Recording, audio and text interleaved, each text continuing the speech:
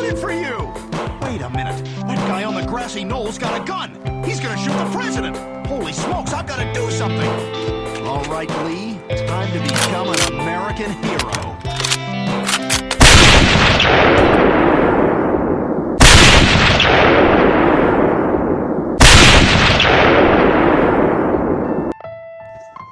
November Network, Indianapolis Media proudly present to you the Lone Gunman Podcast with your host, Rob Clark, where research comes to shine and myths come to die. Stay tuned, be right there.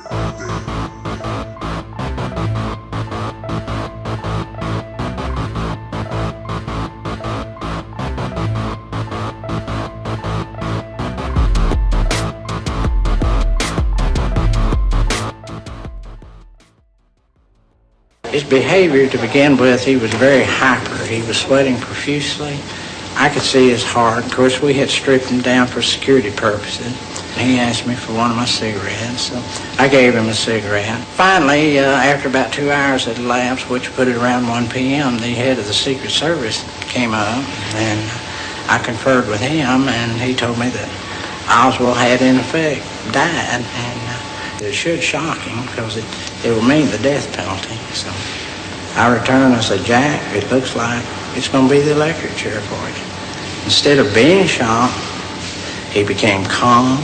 He quit sweating. His heart slowed down. I asked him if he wanted a cigarette, and he advised me he didn't smoke. And I was just astonished that this was a complete difference in behavior of what I've expected. I would say that his life had depended on him getting Oswald.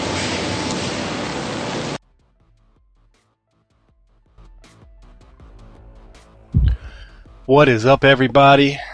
Welcome to episode number 110 of the Lone Gunman Podcast. This is your boy, Rob Clark, at the helm of the ship with you here today. And a beautiful day in the neighborhood it is, as Fred Rogers would say. Sorry for the delay in getting this out to you, but, you know, shit happens. That's all I can tell you. But we're here, so today we're going to be talking about the killing of J.D. Tippit and who did it, why they did it, and some of the fallout from it actually happening, to the best of my ability. Now, of course, what I'm going to be telling you today is not etched in stone by any means. It is merely my somewhat expert opinion based on putting various pieces of this crazy puzzle together in a way that cohesively fits and makes logical sense. That's all I'm doing here today, people. And I'm sure some people are going to disagree with me. And if you do, hey, that's great. Let me know why. You know, feel free to comment on this episode where you find it, or send me an email, thelonegunmanpodcast@gmail.com. I'm open to hear anything, you know. So I played a little clip at the beginning of the show, and that was a member of the Dallas Police Department who was in charge of watching Ruby after he was arrested. And he speaks about it, you know, Jack Ruby being extremely nervous, you know, waiting to hear if Oswald was going to make it or not. And that after he learned that he had passed, well, then Jack Ruby got very, very calm, almost at ease then that his job was finally complete. Before we get into this too deeply, I want to introduce to you a new segment of the show. And it's based on, you know, recent feedback. So I figured, you know, what the hell? Why not make it a staple of the show? So here it is, people. This is a new segment for the Lone Gunman Podcast. And if you have any examples of what I'm about to tell you and what this new segment is going to be, please get them to me. on social media or send me an email in some form or fashion, some way. I need help. I'm only one person. I can't be everywhere at all times and see everything, so I need your help with this new segment of the show. You're gonna dig it. Here we go. You'll understand in a second. Ridiculousness of the week. Yes, ridiculousness of the week. This week we're gonna highlight Judith Baker. That's right. Judith Baker once again gets highlighted on this show that she loves so much. Judith Baker has a new book coming out next month. That's right, people. In case you didn't know, she has a new book coming out, but this one is fiction. And she claims it's fiction. And not only is it fiction, it's science fiction. That's right. But, that's not really ridiculous, is it? I mean, sure, it's kind of weird for, Judith Baker to come out with a fiction book, science fiction book. And it's called Letters to the Cyborgs. Talking about artificial intelligence and the diminishment of, the human species. And, us being integrated more into computers and this and that and the other and blah, blah, blah, blah, blah, blah, blah. Now, the ridiculous part is, of course, what she claims is in this book. Now, believe it or not, she claims that Lee Harvey Oswald wrote 3 of the stories that are featured in this book.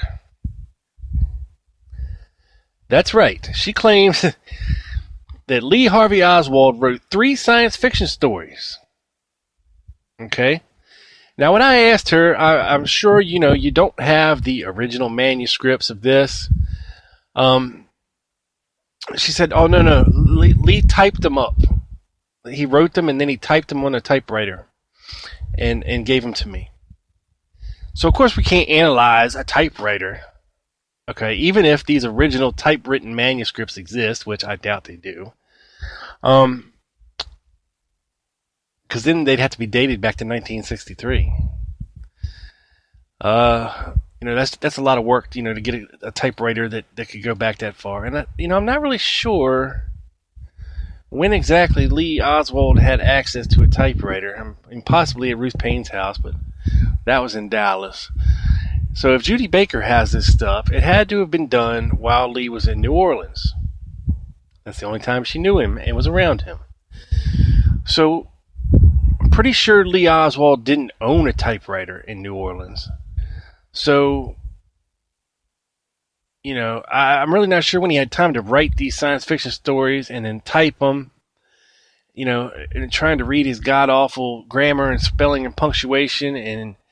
And she claims that she proofread this stuff and fixed all the grammatical errors and spelling errors and, basically kind of, helped re-edit them, for her book, I guess was what I'm trying to say here. So that, ladies and gentlemen, is your Ridiculousness of the week. All right. Enough of that. Enough of that. Just Judy, just please stop. Okay? I mean, it's like it says, it's ridiculous. So if any of you guys have any examples of ridiculousness in research, let me know. Send them to me, and we'll get them on the show. I appreciate it. I'll give you credit. Okay. Big shouts out to Randy in Muncie. I see you, my brother. I appreciate it. Randy's been enjoying the show. He's been downloading the hell out of it. And I encourage all of you to do the same. This is episode 110. There's 109 other shows in the archives if you're digging what you're listening to. Feel free to go back and listen and download any past shows. They're all free for you. They're there on Spreaker. They're on iTunes, so get them. All right? I implore you, get them. Listen, love them, share them. And speaking of that, the numbers are way, way, way, way, way up. I don't know what the hell is going on, but I'm not complaining, and I appreciate everybody out there who supports the show, who shares the show, who's been liking the show, been downloading the show. You know, that's awesome. That's awesome. And if you'd like to donate to the show, head over to tlgpodcast.com and click on the donate button. Buy me a cup of coffee, whatever you want to do. I greatly appreciate it. Spreaker renewal is right around the corner. I'll be here before I know it, and I will be $200 poorer. So please help a brother out if you can. If you're enjoying the show, if you want to keep listening and hearing this show, help me out. Enough of that. All right, let's get into this. The murder of J.D. Tippit. Okay. Now, I want to play you one more sound clip. And this is with Jack Ruby's jailer, or one of them that he had, over the years. So please turn up the volume. This sound clip is a little low, it's out of my control. I can't boost it. I snagged it off YouTube, so it is what it is, but you can hear it. I mean, you can hear it, definitely. It's just a little low. So crank it up and have a listen. I'll be back in 54 seconds. As Jack Ruby was dying or getting sick, I believe it was 1967 or 69, he reached up and put a little note in your hand, didn't he? Mm-hmm. Yeah, he sure did. He sure did.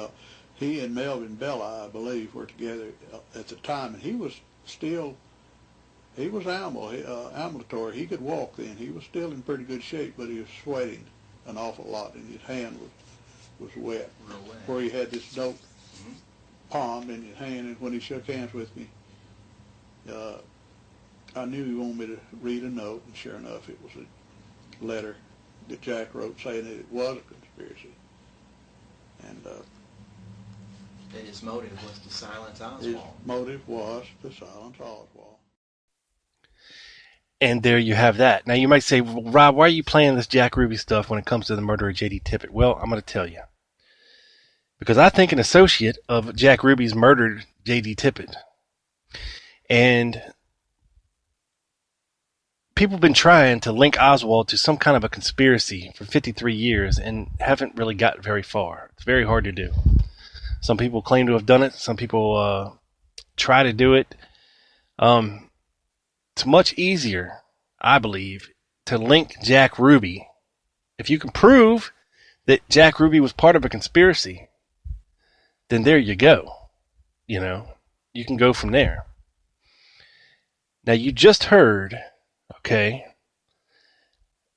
one of Jack Ruby's jailers say that he passed him a note, and it said that, it was part of his conspiracy, to silence Oswald.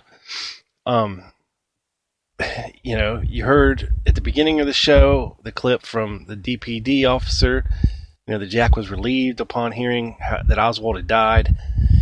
And, Ruby, he's the king flip-flopper. He's claimed his innocence. He's claimed there's no conspiracy. He's claimed there's a conspiracy. He's claimed that his life's in danger, his family's life is in danger. He claims he did it on a spur-of-the-moment thing. So, who's to say? But it's times like these where you got to say, okay, this is what we got. Okay, we have a jailer, claiming this.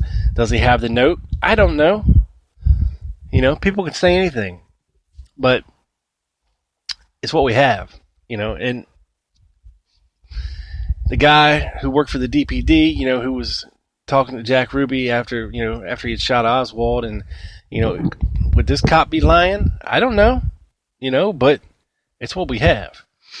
And when you piece it together with other stuff that we have, for instance, the testimony of William Duff, who I did the show on a couple months ago called Duff, that Jack Ruby would go to General Walker's house and meet with him behind closed doors, at least as far as Duff is concerned, when he was employed there for, 5 or 6 months at the end of 62, coming into like 63 into March. So what's that tell us? Well, it tells us that Jack Ruby, if Duff is telling the truth, and there's no reason to believe he's not, that he's telling us that if Jack Ruby's meeting with General Edwin Walker, who is part of the John Birch Society, part of all these right-wing extreme groups that did provide a real and credible, clear and present dangerous threat to John F. Kennedy. And this can be verified from FBI documents, Secret Service documents. They were watching these guys in California and Texas, New Orleans. We have Joseph Miltier, part of this stuff in the Southeast, who had foreknowledge of what was going to happen. We can associate him with Guy Bannister in New Orleans, among other people, Leander Perez, all these other high-ranking guys in all these far extreme right movements. We can tie these guys to General Walker. General Walker was in New Orleans on November 22nd, meeting with Leander Perez for hours behind closed doors. We can associate Oswald with, the Guy Bannister office, and who was likely handing out flyers for him in New Orleans. So we can tie a lot of this stuff together, and you might say, well, Jack Ruby doesn't seem like a really extreme right-winger, But I guarantee you one thing. Jack Ruby was he was most likely a anti-communist, a vehement anti-communist. He very much loved his country, Jack Ruby did. I believe he informed on the House of Un-American Activities Committee for a time in the 50s. So we could at least pin that. He was trying to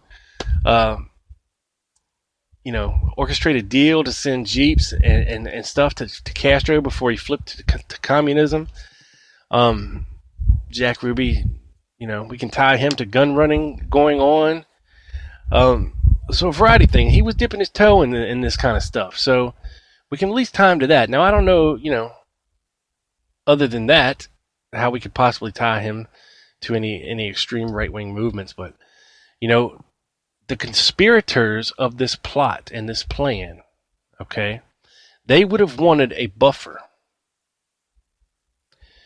between, if Oswald was involved in the original plot, or even if he didn't really know what was totally going on, but let's say he knew something about what was happening, he had heard things, maybe, or he was involved, maybe. Then the conspirators would have wanted a buffer.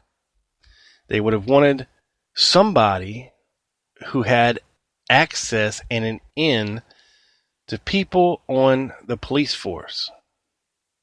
Because Jack Ruby couldn't really be tied to the John Birch Society and things of this nature. So he was a perfect buffer.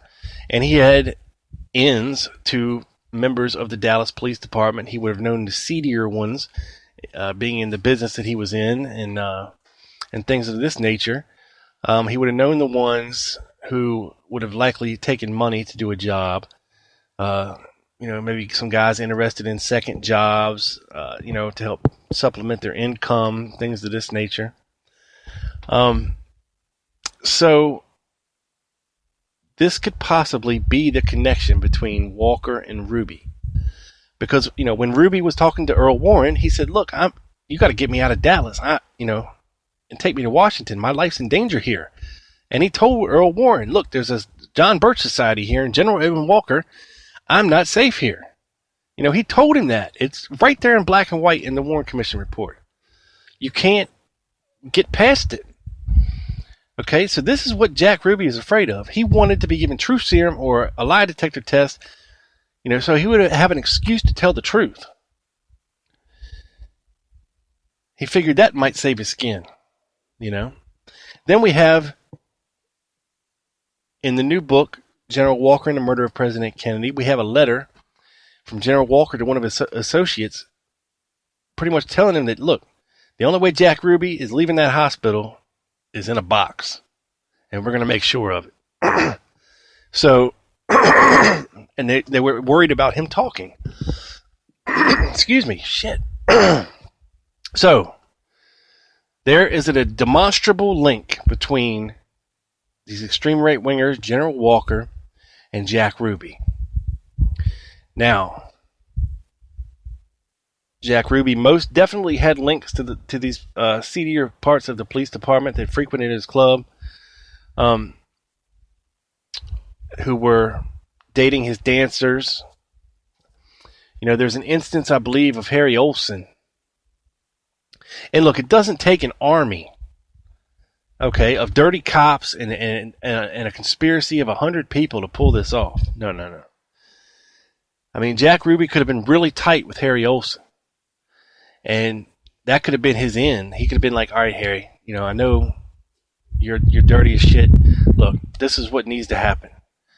All right, I need you, but, you know, the problem with Harry Olsen is he had hurt his leg a couple months before the assassination, and he wasn't even on active duty with the police.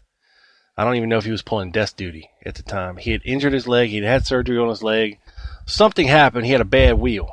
Okay? So even if Jack Ruby had originally approached Harry Olsen to do what he was asking this guy to do, maybe Harry Olsen didn't think that he could pull it off or get away or run if he had to. But maybe Harry Olsen knew somebody on the force, somebody who would do this deed that Jack Ruby was asking him to do.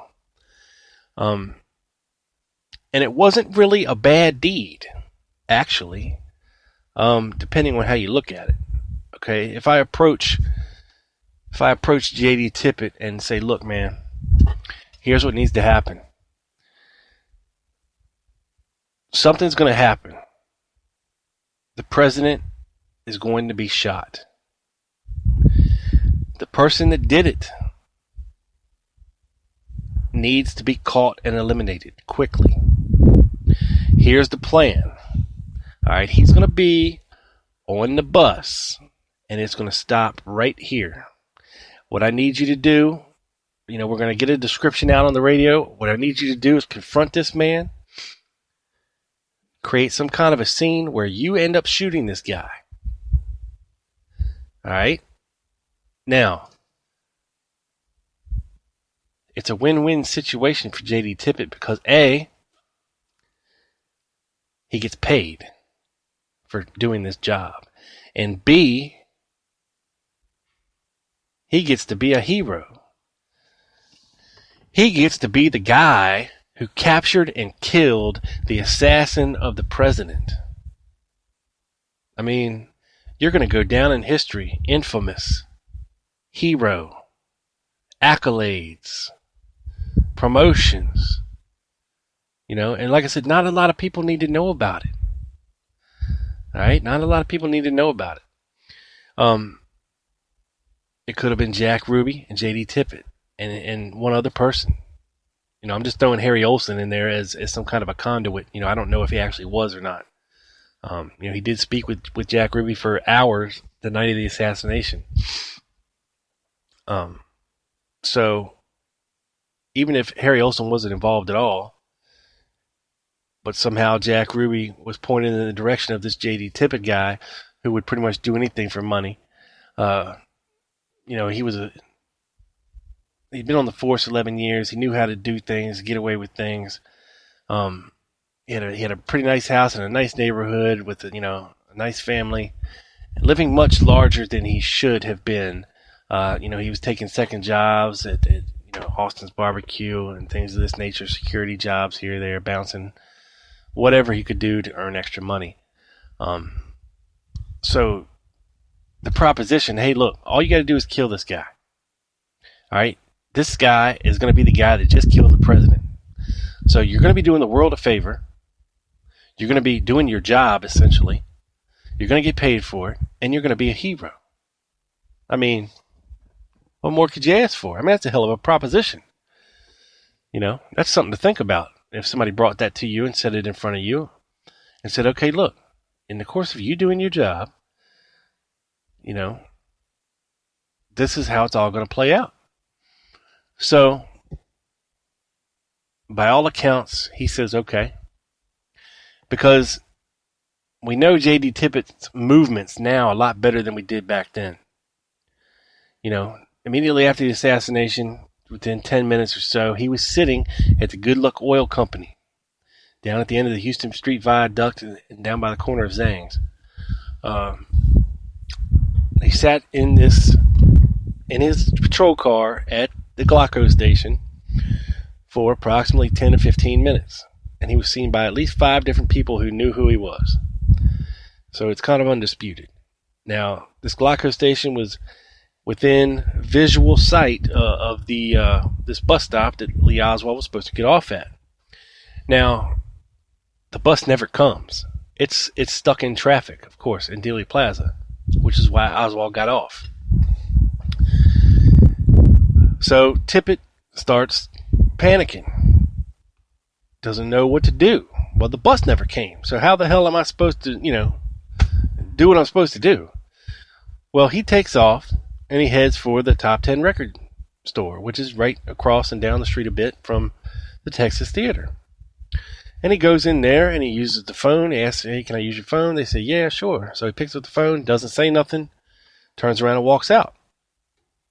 Then he proceeds to go and pull a gentleman over and look in his car, look all around his car, and then get back in his patrol car and leave. Now, about this time, there's a patrol car pulling up at 1026 North Beckley, honking the horn. Was it Tippit? I don't know. Nobody knows.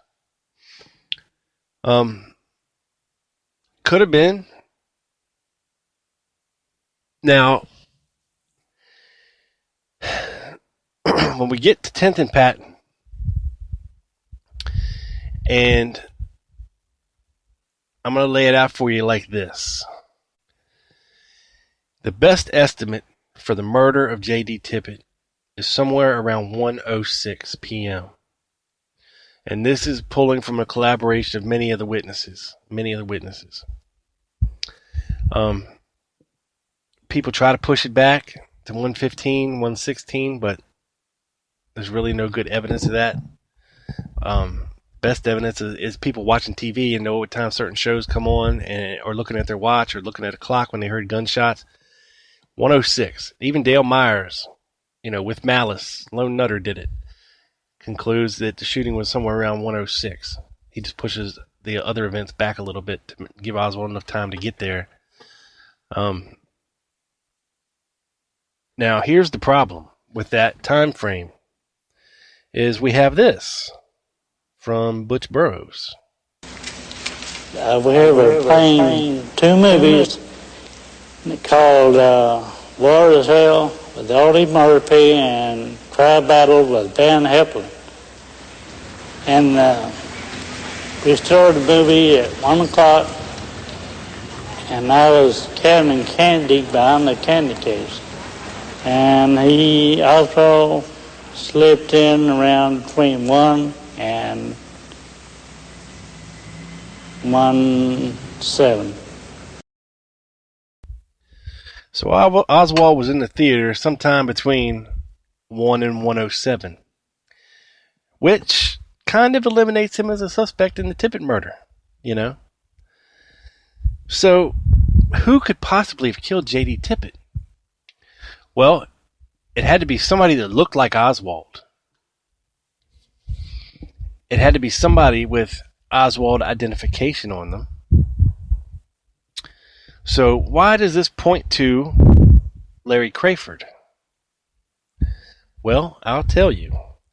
Because on that day, November 22nd, 1963, there was a plethora of Oswald sightings that could have not possibly been our boy Lee Harvey Oswald, because he was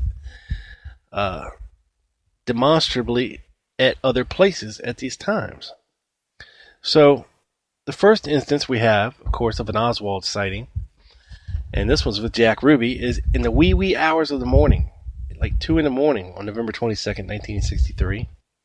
Mary Lawrence was a waitress at the Lucas B&B restaurant, and she stated this: that on Friday, November 22nd, at approximately 2:15 a.m., a white male, 5 about 5'7" tall, about 140 pounds, with dark hair, entered the Lucas B&B Cafe located at 3520 Oak Lawn, where subject is a waitress. Subject stated that this man was positively Lee Harvey Oswald. Subject says this man stated he was waiting for Jack Ruby. Subject stated that Jack Ruby entered the cafe a short time later but did not sit in the booth with this man. The man believed to be Oswald went over and sat with Jack Ruby. Subject stated that Ruby and the man believed to be Oswald left at approximately 2:45 a.m. At this point in the interview, the subject stated that she could not be sure that this man was Oswald, but if he had a small deep scar on his left cheek, it was him. Subject stated a few days after the assassination, she received an anonymous phone call telling her to get out of town or she would die. Before the interview ended, the subject stated she could not be positive, but she thought the man with Ruby was Oswald. And turns out the man with the scar on his cheek is none other than Larry Crayford. And he pretty much admitted this little interaction with Jack Ruby in his Warren Commission testimony. He states that he did meet Jack for a late night dinner meeting at the Lucas B&B restaurant in the wee hours of the morning on November 22nd, 1963. He did admit to that.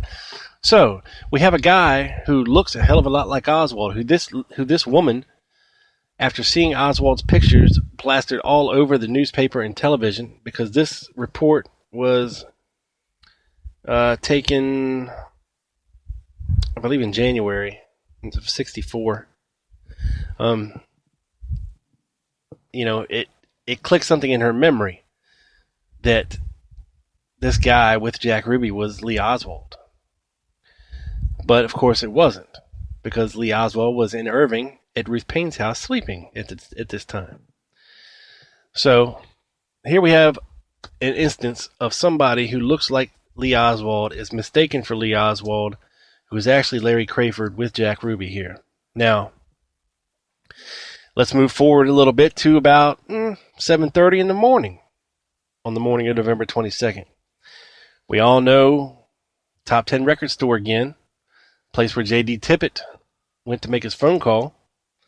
Well, Texas journalist Earl Goals, during an interview with Dub Stark, who was the owner of the Top 10 Record Store, said that Stark claims that he sold Oswald a ticket to the Dick Clark Rock and Roll Variety Show at 7:30 a.m. on November 22nd.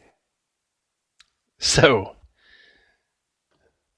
I mean, is this guy legit? Can we believe this guy? Or was there a guy who looked like Oswald who came into this record store and bought a ticket for the Dick Clark Variety Show?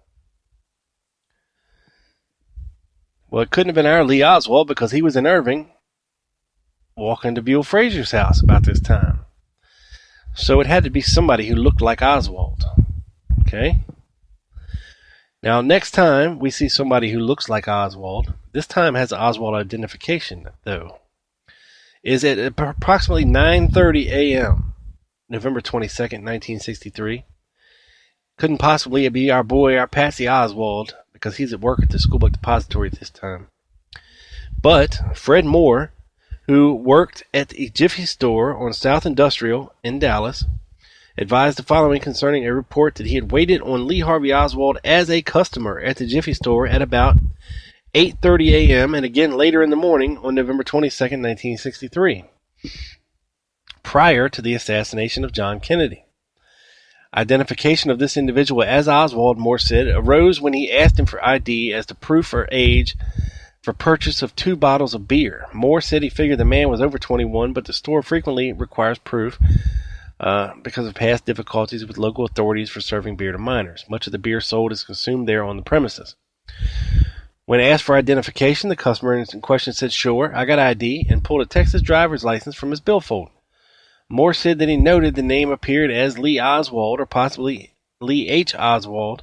He remembered this particularly because, as moments later, he had remarked to George Worthington, the store manager, who came into the rear of the store as this individual was leaving, that Lee Oswald was a good Jewish name. As Moore recalled, the birth date on the license was 1939, and he thought it to have been the 10th of the month, when it was actually not the 10th, but it was the 10th month, which is October. Further identification of this individual as Oswald, Moore said, arose when he had seen Oswald on television in the course of his travel from the Dallas Police Department prior to his being shot by Ruby. At this time, he recalled the name and identification of Oswald as the customer in his store on the previous day. So he realized something was up, and this is the next day he's giving this report to the FBI. Shown a photograph of Oswald, the New Orleans Police Department mugshot from August. However, Moore said that the man in the store appeared to have been thinner in the face. Moore described the person he saw as white, male, early 20s, approximately 5'8", 5'9", 150 pounds, hair dark, hollowed cheeks, light shirt, other description of which not recalled, no glasses, no hat. So, yeah. Now, this person came back about half an hour later. He bought some Pico brittle and consumed it on the premises.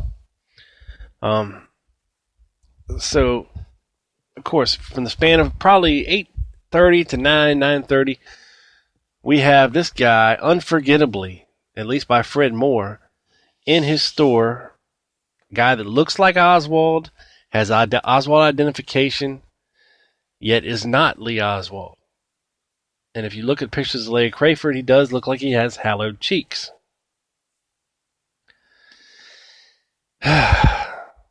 So, and this is not the only instance. I'm just giving you from this day. There was many, many other instances, even accompanied by Jack Ruby, where people mistook Larry Crayford as Lee Oswald. There was an electronics store. People thought he was with Oswald, and he wasn't. Could have been Crayford at the shooting range. Could have been Crayford being that crazy guy that was test driving the car who said he was Lee Oswald. Could have been Larry Crayford who Beverly Oliver met in the Carousel Club allegedly.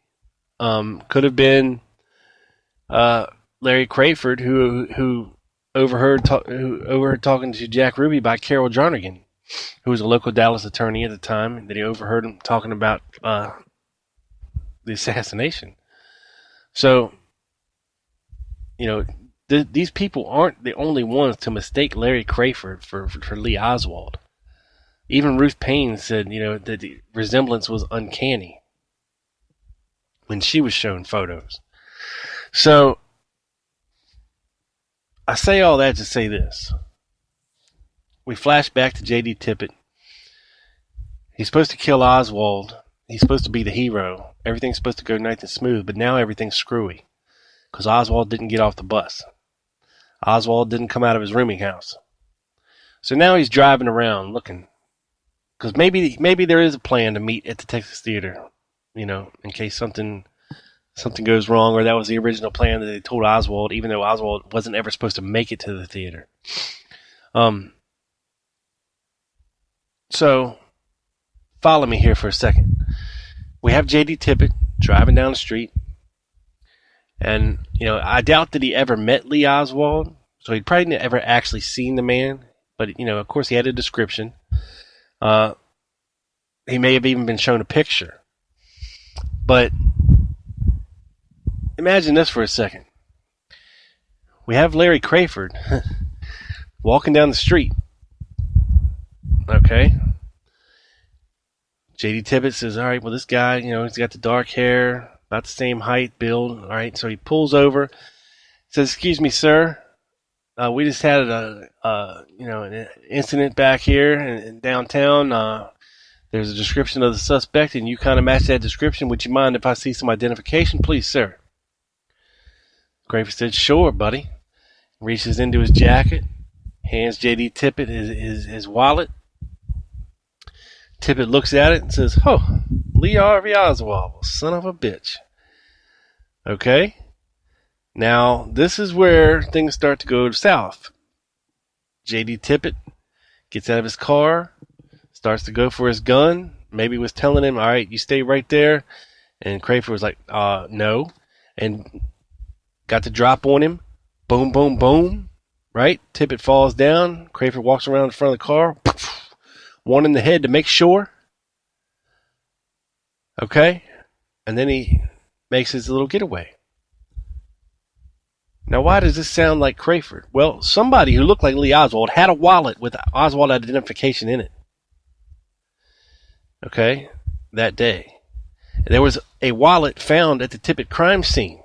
At least most researchers can agree that, that we believe this is even on some news footage.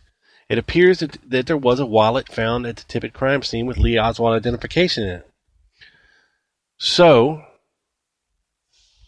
some people think that the wallet might have come from the jacket as well. Who knows? Either way, the killer of J.D. Tippit had a wallet with Oswald identification in it. And we know it couldn't have been actually Lee Oswald because he was already at the theater by this time, at least according to Butch Burroughs. And I think Julia Postal even attested this is possible. So, we have somebody who looks like Oswald with Oswald identification that couldn't possibly be Oswald at this time, which leaves us with only a few possibilities.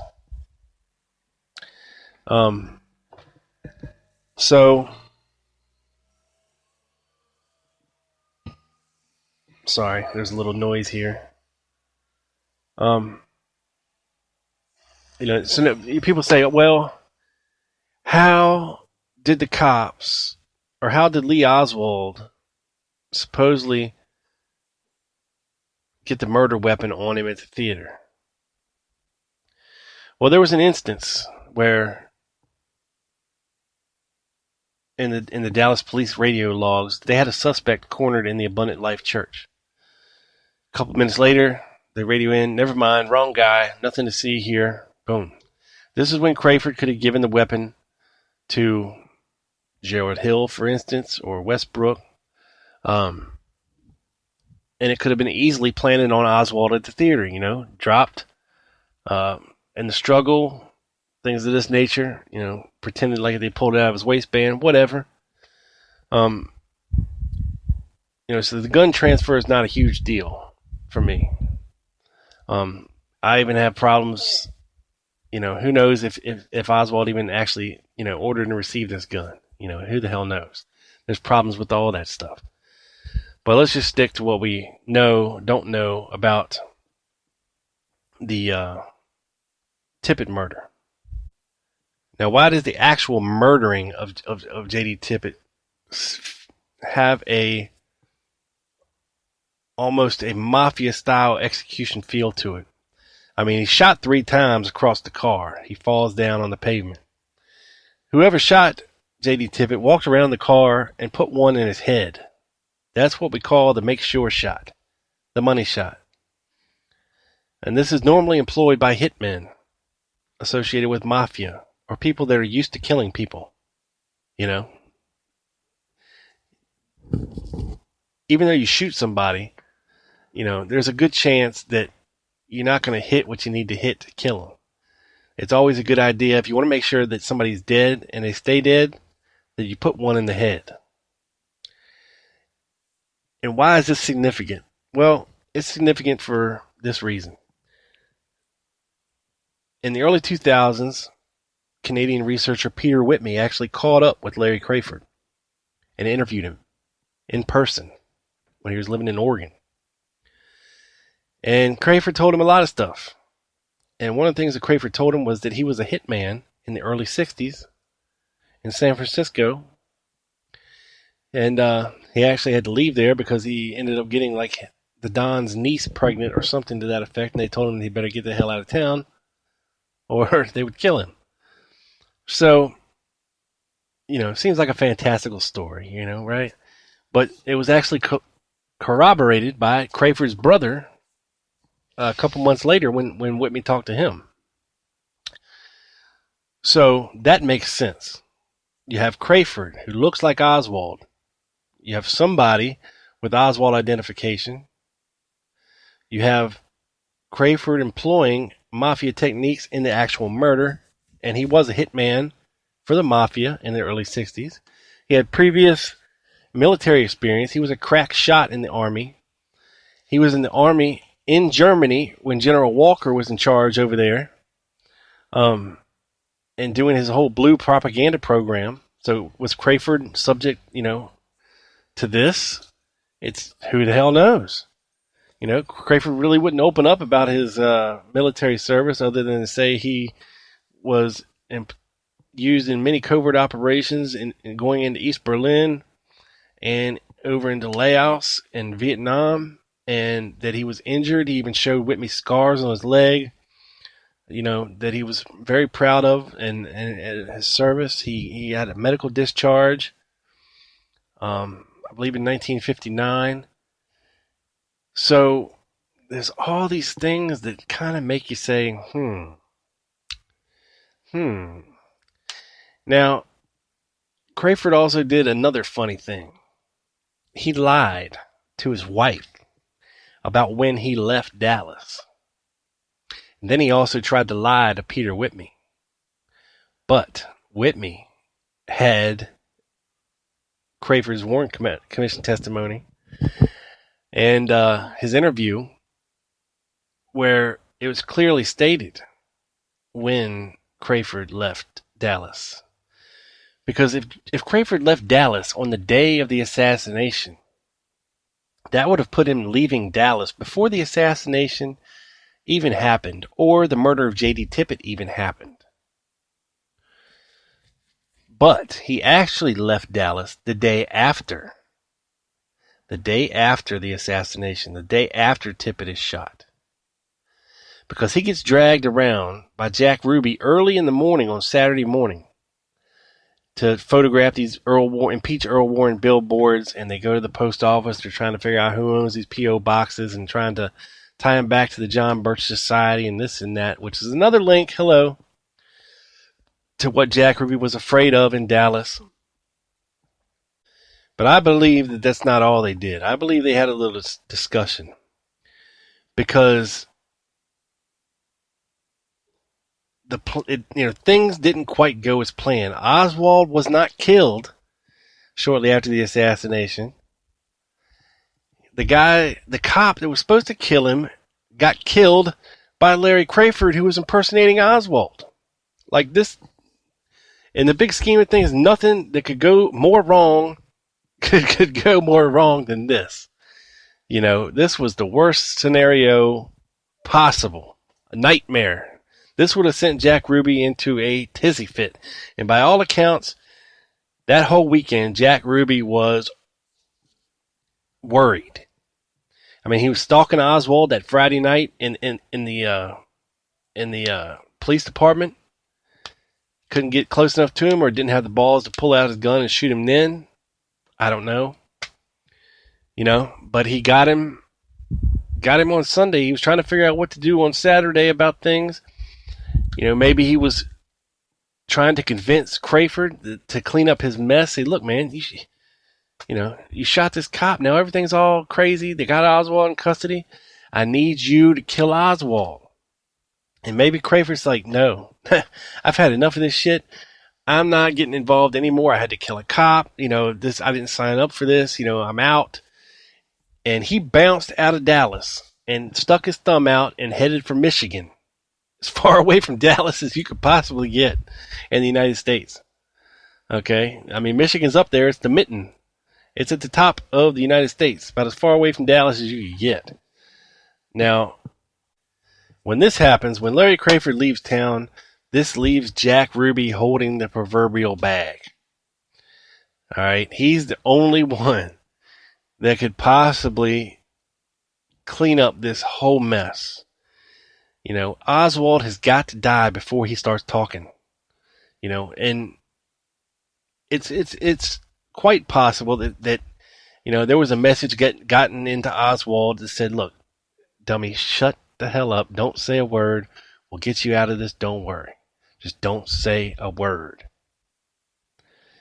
But how long could they trust that to last? I don't know. And Jack Ruby had to silence Oswald. He was left holding the bag. He was the only one left to clean up the mess. He was the only one left that could do this. And by all accounts, this is what transpired. So what else do we have to bolster this claim that there's two Oswalds or two we got Oswald, we got a guy that looks like Oswald. Well, it's a Texas theater. All right, it shared an alley with a hobby store, and the owner, Bernard Hare, for 30 years thought that he had witnessed the arrest of Lee Harvey Oswald out the back door of the Texas theater in the alley. Until he happened to see the famous picture of Oswald being dragged out the front of the Texas theater, which led him to then ponder what in the hell he saw. Because he swore, that for 30 years he had seen them arrest Oswald out the back of this theater. Well, then if it wasn't Oswald, because we know Oswald was taken out the front, then what did he see? Well, enter Butch Burroughs again. Butch Burroughs corroborates Bernard Hare's claim. Butch Burroughs says that about 4 or 5 minutes after they arrested Oswald out the front of the Texas theater, they arrested another man and took him out the back door of the theater. A guy who looked like Oswald. I mean, you can't make this stuff up. And it's what we have. Are these guys credible? I don't know. They seem nice, like nice Texans. Nice, credible Texan fellas. Elderly gentlemen who's got nothing to gain for lying. So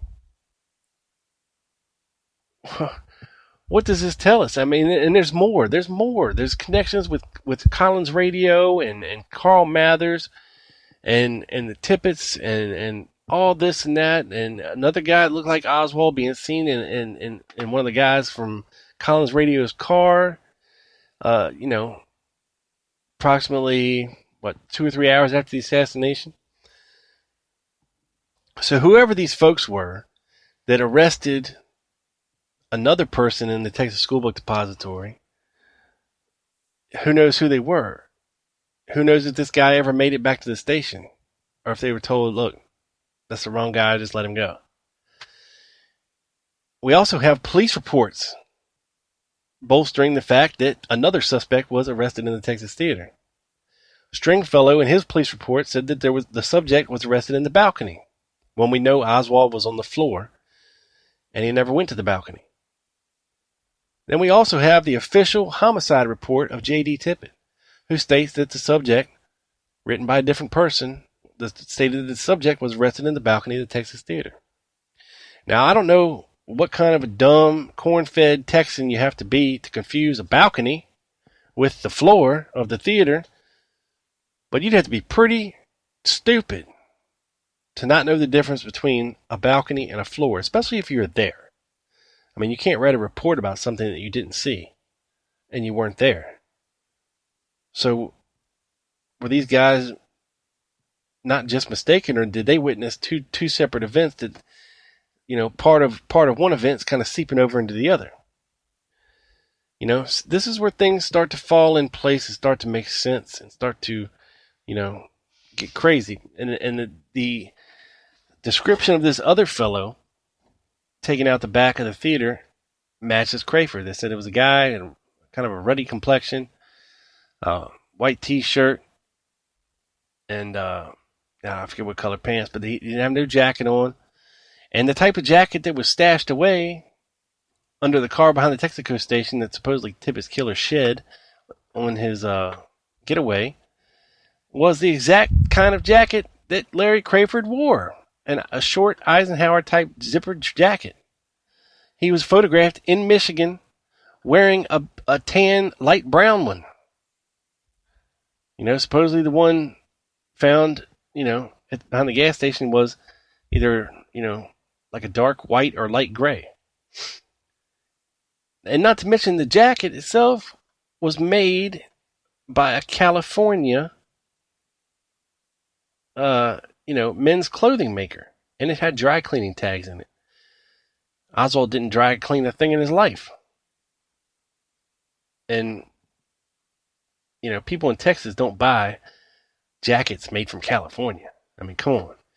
But we do know that Crayford spent time in California in the early 60s. So, there's that connection as well. So this is why I wanted to lay it all out for you and kind of try to explain it to you. And this is not even getting into the whole 1026 North Beckley thing or Oswald being in Irving, more than they let on. Because I tell you, it's real interesting if you go look up Ruth Payne and her Oswald timeline. Lee Oswald is in Irving a hell of a lot more than people think. Which, gives that supposition that it might have not been Lee Oswald staying at this Beckley rooming house. But, I got into that last summer. I just wanted to do this show because it's been almost a year since we talked about this. I got a lot of new listeners who might not be privy to some of this information or where I'm coming from. Wanted to wrap some new things into this, some new perspectives with Ruby and Walker and this and that. Put some more puzzle pieces together. Like I said, this is not etched in stone, people. But I'm trying to put some puzzle pieces together in a succinct, logical fashion, that makes some kind of sense from what we know, from what the available evidence and documents and testimony tell us. In my eyes, there's no way Oswald could have made it to the Tippit murder scene on foot in time by 106. Just couldn't happen. In all likelihood, he caught the bus, as Earlene Roberts said she looked out the window and last saw him standing there at the bus stop.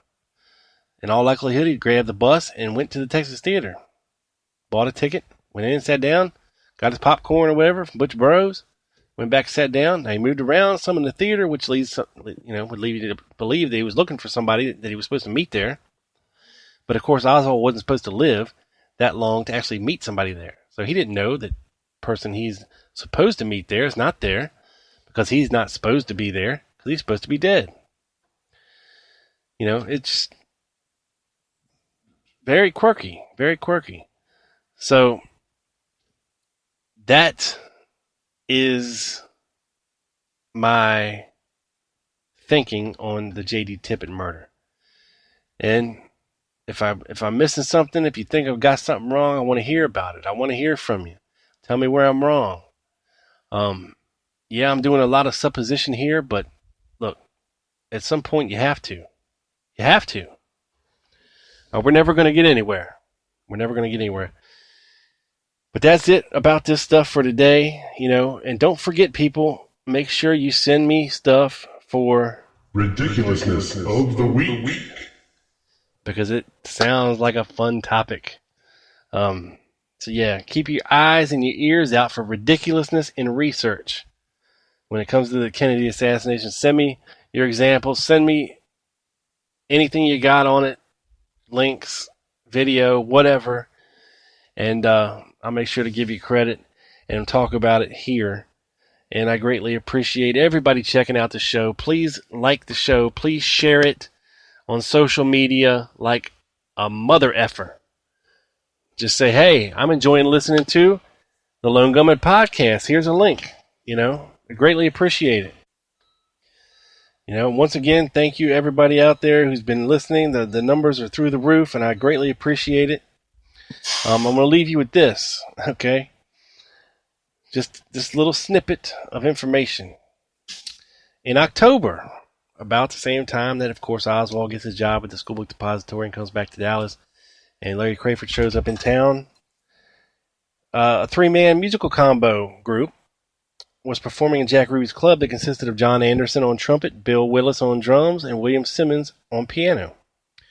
The small group worked only 4 hours a day from 9 p.m. to 1 a.m. Curiously, and without explanation, Willis and Simmons lived 15 miles away from the Carousel Club, in a house located at 2530 West 5th Street in Irving, Texas, just 200 feet west on the opposite side of the street from Ruth Payne. When Ruby shot Oswald, Nancy Powell, who was Tammy True, told the Warren Commission that she saw Bill Willis near the police station.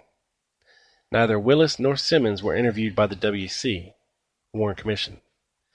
So there's another little curious factoid,